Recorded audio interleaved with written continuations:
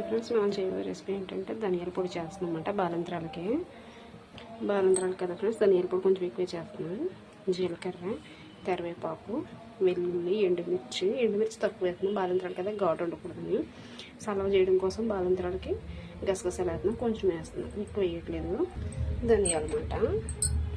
ఇవి ధనియాలు ఇవన్నీ వేసి పొడి. ఫస్ట్ ఆయిల్ లేకుండా గసగసాలు వేయించాలి. ఎందుకంటే ఇవి ఆయిల్ వేస్తే మాడిపోతాయి, ఇవి రావు గరిటిగా. అందుకని ఆయిల్ వేయకుండా ఇవి వేయించమాట. ఇవి వేయించాము. ఇప్పుడు ఆయిల్ వేసుకుందాం ఫ్రెండ్స్. గసగసాలు ఉత్తిగా వేయించుకున్నాం కదా, ఇప్పుడు ఆయిల్ వేసుకుందాం. ఫ్రెండ్స్ వెల్లుల్లిపాయలు వేసి వేయించుకోవాలి బాగా.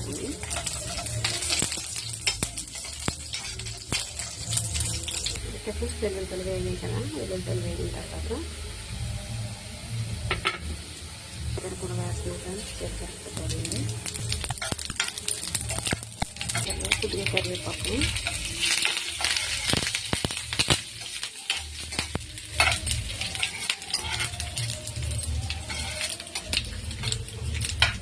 చికెన్స్ వేగిన కదా తీసేసుకుంటాం. చికెన్స్ తీసేసాం కదా, ఇప్పుడు ఎండుమిర్చి చేద్దాం. ఎండుమిర్చి తీసాం కదా, ఎండుమిర్చి తీసిన తర్వాత ధనియాలు వేద్దాం.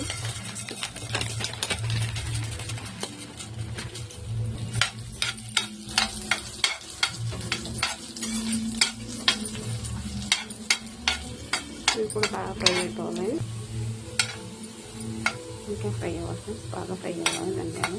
ఇది బాలంత్రాలు పెడితే చాలా మంచిది ఫ్రెండ్స్. ధనియాల పొడి, కారపొడి అని కూడా అంటారు. కాకపోతే మనం బాలంత్రాలు కదా, అందుకని కారం తక్కువ వేస్తాం. పెట్టేసి ధనియాలు బాగా ఫ్రై అయ్యి తీసేసుకుంటాం. ఇవి కూడా ప్లేట్లో తీసేసుకుంటాం.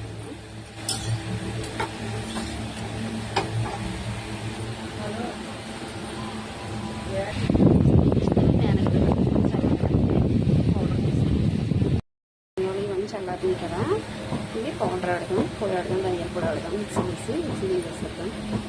ఇక్కడ మిక్సీ వేసుకుని సరిపడా సాల్ట్ వేస్తుంది. ఇక్కడ కొంచెం మిక్సీ ఆడేద్దాం.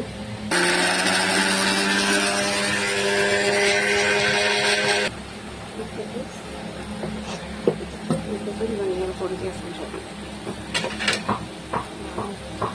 బాలంత్రాలు పెడితే చాలా మంచిది. స్మెల్ చాలా బాగుంటుంది.